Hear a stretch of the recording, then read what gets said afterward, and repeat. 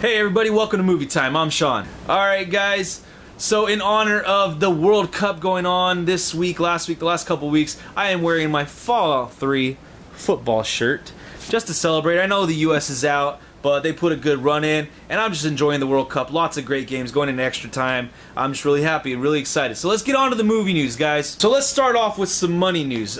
Transformers Age of Extinction owned the box office this past weekend. They hit about 97 to 100 million in domestic, and that's a little bit under argument right there because it has been said that they are fibbing on their total. Now it's not like they're saying they got 100 million when they really only got like 60 million. It's a very small margin. It's like 2 point something million. We'll see what it is when this all plays out. But they got about 100 million here domestically, and they got about 200 million worldwide, 90 of which was in China. So they ruled the box office, 300 million first weekend. This movie looks like it can get really close to the billion mark this year. This would be the first movie this year to get to the billion dollar mark if it did so. 300 million first weekend. They are just about halfway to the highest grossing film of this year as of right now, and that film is X-Men Days of Future Past. It was just announced this week that this movie is now the highest grossing film of the year. This movie is also the highest grossing X-Men film of all time, and in a lot of eyes probably one of, if not the best X-Men movie there is. So lots of numbers flying around here, lots of money. I'm just happy that the movie industry is nice and healthy. And keeping on with the Marvel talk and the X-Men talk, Bryan Singer actually tweeted this week a picture of his treatment for X-Men Apocalypse.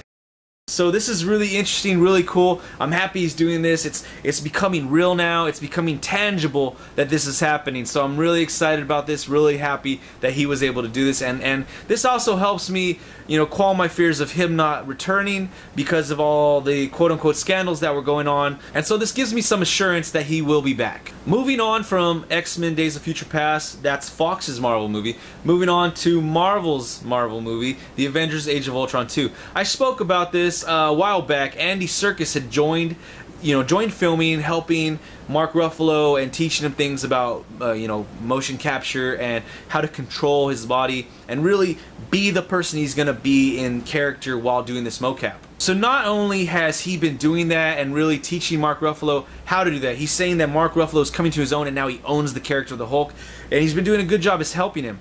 But also he stated that he has a role in the movie. So yeah, that's really, really cool. I cannot wait to see what this role is. I would not mind if they don't tell us till the movie comes out or maybe the week before. You know, hold on to this, Marvel. Give us some time. I just find it really exciting that you got a guy of this caliber. Whether he's going to be mocap or not, I'm really excited to see Andy Serkis do some crazy fun, really good acting stuff in this film. Jumping from Marvel to DC, we had a couple pictures released this week. The first was a Henry Cavill's Clark Kent. This picture was released, and it was being released to show Henry Cavill's and his support for the Royal Marine Charitable Trust Fund. This is really cool. I know that he has a shirt right here and he's blocking it. It's not, to me, it's not meant to be like, oh, look at Clark Kent in all his glory type of thing. It's supposed to be, to me, I feel like it's more of a, you know, I back this trust, this charity, and as a way to do that is I'm going to show him a little bit of what I'm doing on set. And I really think that that's how it should be viewed, but there are different ways to view this. I've heard of different viewpoints of this and how it's kind of lame and cheap, and it cheapens the whole first reveal of Clark Kent. I feel the opposite because I just feel like he's doing a good deed. Now, to the people that weren't satisfied with that, later on this week, I think it was this morning, USA Today released a new image of Henry Cavill, but this time as Superman. So cheer up, guys. We got two pictures out this week, Clark Kent and Superman. You can see in the Superman photo that there's a different, background, a different skyline than what happened with Metropolis, being destroyed. Maybe Metropolis has been rebuilt, but at the same time, it's a total different feel, this skyline, than Metropolis' skyline. Could this be Gotham? Could this be Gotham? There are smokestacks in the back. It's not as clean as you think. Maybe it is Gotham. Who knows? All I know is dude looks freaking bad. I like what they're doing with his hair. He looks like he's closer to what Christopher Reeves was back in the 80s as Superman, with that really upped, formal Superman instead of you know, kind of shaggy, whatever. In in Man of Steel, it wasn't bad the way his hair was, but it wasn't as like done as this one is. So I like how they're doing that. It really, right, once I saw it, I was thinking Christopher Reeves. So I'm really happy with this picture. It looks awesome. Moving on, it's been announced that Jonathan Lemkin, writer of Lethal Weapon 4, has been chosen to write the script for G.I. Joe 3. Now, G.I. Joe 3 is going to be a roadblock-centric, focused storyline, and that's really good because when you have The Rock in one of your movies, he probably should be the focus. The Rock has upped his game, he's become a better actor, and you definitely want to use that to your big stability. He's a money draw in the film industry right now, one of the few out there. With The Rock putting his name on things, you bring people in. I thought both of the first two, the first two G.I. Joe movies, they had their ups, they had their downs. They weren't great movies, but they are definitely movies you can look at, watch, and enjoy for certain aspects. So with this being all said, I am looking forward to more news from this. Last bit of news this week, it's been announced that Fast and the Furious 7 is actually moving up their release date. Now, it's going up only 1 week, but this is good news. Insidious 3 actually had moved up their release date, I think about a week or so. And I think that because of that moving up, it opened up this space where they don't have to open against anything else on the 10th. They can move to the 3rd and probably win that weekend box office total pretty easily. So I think that's maybe what they're having in mind.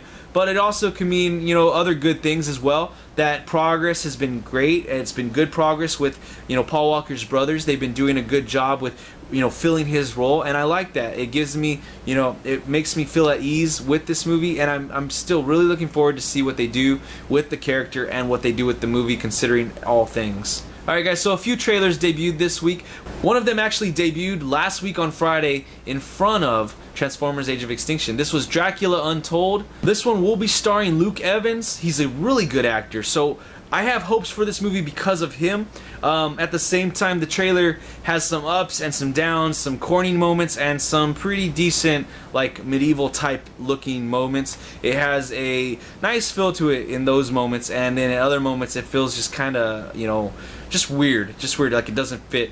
Also in this one, they did play a song that has been used for a trailer for a video game, Assassin's Creed Unity, and I heard it a lot, and the first thing I thought of when I heard this song, I was like, this doesn't fit. The only thing I could picture on the screen when I heard the song was Assassin's Creed Unity. So trailer, it's interesting. It's giving you a nice first look at this character and the storyline, but that's about it for me. I want to see more. I want to see more seriousness from the next trailer. And moving on to the next trailer, you have a nice little dramedy starring Bill Hader and Kristen Wiig, both two very funny people I really enjoy watching. It's going to be called The Skeleton Twins. This is a movie about a set of twins that have been apart for a long time and are coming back together and trying to connect again, I guess, and help each other out in some aspects of life.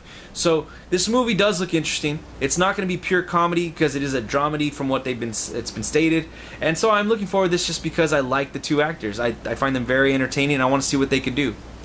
The last trailer was released today. I'm very happy about this trailer. I actually did a movie of the week for the first one. This is a sequel, and I really enjoyed the movie with that first one. This is Horrible Bosses 2 trailer, and I gotta say, this one is funny. It looks like it's gonna be everything and more that the first film was, and I'm just very excited about this one. Alright guys, in theaters this week you have 3 movies coming out. First off, you have Tammy starring Melissa McCarthy. She is on fire lately. I do like her. I do think that this is going to be a really funny movie, and I just really hope it is successful. I really hope it's funny. I've seen some really good comedies this year, and recently 22 Jump Street is probably my favorite comedy of the year so far, so hopefully Tammy can, kind of match it. Susan Sarandon's in there, and it's going to be funny and interesting to see her in a different role than I have before. Second movie is Deliver Us from Evil starring Eric Bana. This one is a psychological thriller, like a weird paranormal thriller. I am not too much into horror movies. I am probably not going to see this one in theater, but I probably will check it out when it comes out on theater, DVD and Blu-ray. And the third movie coming out this weekend is Earth to Echo. This is a kind of like the new version of E.T. So myself, I am not too interested in this movie, but I'm sure the kids are going to be very interested in this movie. I'm sure it's going to be good for kids. And so if you guys have a family, bunch of young ones, take them out to go see this movie. I'm sure this will be right up their alley and they'll enjoy it. Alright guys, time for movie of the week. This week's movie of the week was The Hobbit Desolation of Smaug. Smaug. Alright, so short, just first things first, I like this movie. I think it's a really good movie. Not a great movie, but it is better than the first Hobbit. Not at the level of Lord of the Rings, but better than the Hobbit. So I do think that they are taking steps in this film to, you know, enhance it from the Hobbit. I think that also has to do with where the story is going in this film. It's increasing the drama, the emotion, you knowing these characters, all of that increases. Some of the performances were actually better in this one. Some of the dialogue, you get a feeling of what Thorin Oakenshield is really about and what he wants to do and the love he has for, you know, his people and the past, as well as some of the other dwarves. I forget his name, but the older dwarf, he takes a lot bigger role in this film. This movie upped the ante from The Hobbit on pretty much every stage. And in this movie, they don't have any songs like they did in the first one, so that's fine by me, actually. But they upped the ante and everything. The action was good. You brought in Legolas. You brought in Evangeline Lilly as Tamriel.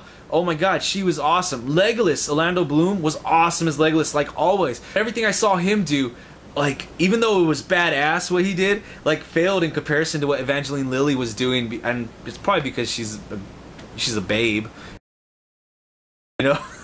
But you know, the action scenes were upped, you know, and the final scenes with Smaug where he's chasing down the dwarves, you know, and it leaves you on that cliffhanger, and you have Bilbo just like, you know, I'm getting goosebumps here talking about it, just watching Smaug fly away towards Lake Town, and he's like, what have we done? Oh my gosh, it's like a perfect cliffhanger if I've ever seen one. I've seen a lot of cliffhangers in movies, and to me, not many of them work out. This one works. The story, everything, acting, action, everything was good in this film. It's not at the level of Lord of the Rings yet, because Lord of the Rings film, the trilogy was awesome, amazing. I am having really high hopes for this year's third film, coming out I think in December. They think it's called The Hobbit, the Battle of the Five Armies, I think. They just changed the name this year. So I'm got my hopes set up really high because where this movie left off, and I'm really excited for this movie later on this year. This movie's a really good movie. Definitely go out and check it out. It's in Redbox right now, and it's a really good movie, guys. Really good movie. Go check it out. I definitely recommend this one. Alright guys, that's it for movie time this week. Have a great 4th of July. Come back with all your fingers, hands, arms, and limbs in place. Please be safe out there. And just have a great weekend, guys. So remember to click the like, share, subscribe buttons down below. Leave your comments, questions, inquiries, and suggestions for movie of the week in the comments section. Let's have a great conversation this week. We'll see you next time.